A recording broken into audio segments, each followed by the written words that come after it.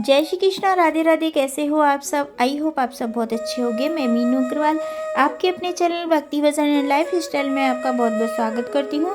दोस्तों, आज की वीडियो में मैं आपको बताने जा रही हूँ कि जितिया का व्रत कब है, इसकी पूजन विधि क्या है, महिलाएं निर्जला उपवास रहकर जितिया व्रत को क्यों करती हैं, इस सब की जानकारी आज आपको हमारे वीडियो में मिल जाएगी। तो अगर आपको हमारा वीडियो अच्छा लगे तो प्लीज़ लाइक कमेंट और शेयर जरूर कीजिएगा, और अगर आप हमारे चैनल पर नए हैं तो सब्सक्राइब भी कीजिएगा, आइकन बटन को ज़रूर प्रेस कीजिएगा, जिससे आपको हमारी वीडियो समय पर मिलती रहे। तो दोस्तों, आइए शुरू करते हैं वीडियो को। संतान प्राप्ति और संतान की लंबी उम्र के लिए माताएं इस व्रत को करती हैं। जितिया का व्रत बहुत कठिन होता है। जिनको लंबे समय से कोई संतान नहीं हो रही है, उनके लिए जितिया का व्रत एक वरदान की तरह होता है। संतान की दीर्घायु और सुख समृद्धि की कामना के लिए यह व्रत रखा जाता है। यह व्रत निर्जला रखा जाता है। इस व्रत को जीवित पुत्र का व्रत भी कहते हैं। इस व्रत में नहाय खाई की परंपरा होती है। कहते हैं कि यह व्रत उत्तर प्रदेश समेत बिहार, झारखंड और पश्चिम बंगाल में बहुत अच्छे से मनाया जाता है। यह व्रत काफ़ी कठिन होता है। यह व्रत इस साल 18 सितंबर को रखा जाएगा। यह व्रत संतान की दीर्घायु और मंगल कामना के लिए रखा जाता है। माताएं अपनी संतान की लंबी उम्र और सुरक्षा के लिए निर्जला उपवास रखती हैं। 3 दिन तक चलने वाले इस उपवास में महिलाएं जल की एक बूंद भी ग्रहण नहीं करती हैं। जो लोग संतान की कामना करते हैं, उन्हें भी यह व्रत करने से जल्दी ही संतान की प्राप्ति हो जाती है। दोस्तों, जितिया व्रत अश्विन मास के कृष्ण पक्ष की अष्टमी से लेकर नवमी तिथि तक मनाया जाता है। इस बार यह उपवास 18 सितंबर की रात से शुरू होगा और 19 सितंबर तक चलेगा। व्रत का पारण 19 सितंबर को ही किया जाएगा। 18 सितंबर को व्रत रखा जाएगा और 17 सितंबर को दोपहर 2:14 पर अष्टमी तिथि प्रारंभ होगी और 18 सितंबर दोपहर 4:32 पर अष्टमी तिथि की समाप्ति हो जाएगी। जितिया का व्रत 18 सितंबर 2022 को रखना है आपको, और इसका पारण 19 सितंबर को करना है।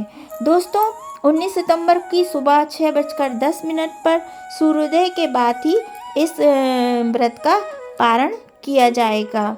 दोस्तों, अष्टमी तिथि के दिन स्नान करके जीमूत वाहन देवता की पूजा की जाती है। उस दिन प्रदोष काल में जीमूत वाहन देवता की पूजा की जाती है। देवता को दीप धूप अक्षत रोली लाल और पीली रुई आदि से सजाया जाता है और भोग भी लगाया जाता है। इसके अलावा मिट्टी और गाय के गोबर से चील और स्यारन की मूर्ति बनाई जाती है और उन्हें लाल सिंदूर लगाया जाता है और जीवित पुत्रिका की कथा आदि पढ़ी जाती है। तो दोस्तों, इस दिन आपको क्या खाना चाहिए, आइए वो भी बता देते हैं। इस दिन महुआ की रोटी, नौनी का साग, दही, चूरा आदि खाया जाता है। तो आपको इसकी पूजा विधि बताते हैं।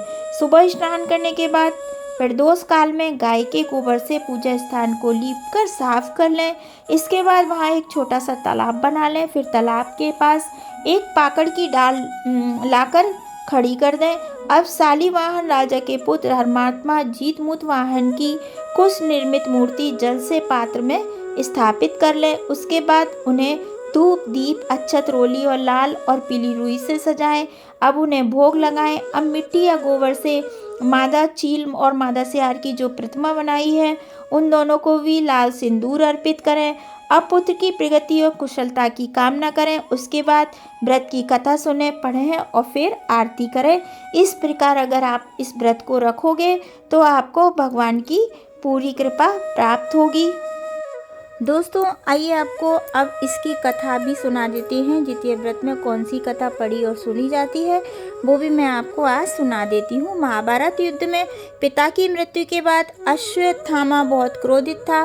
पिता की मृत्यु को बदला लेने के लिए पांडवों के शिविर में गया और उसने 5 लोगों की हत्या कर दी।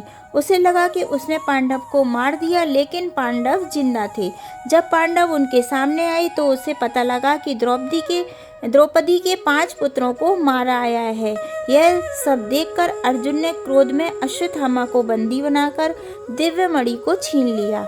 अश्वत्थामा ने इस बात का बदला लेने के लिए अभिमन्यु की पत्नी उत्तरा के गर्भ में पल रही संतान को मारने की योजना बनाई।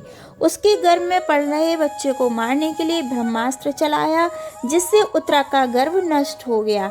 लेकिन उस बच्चे का जन्म लेना बहुत जरूरी था, इसलिए भगवान कृष्ण ने उत्तरा की अजन्मी संतान को गर्भ में फिर से जीवित कर दिया।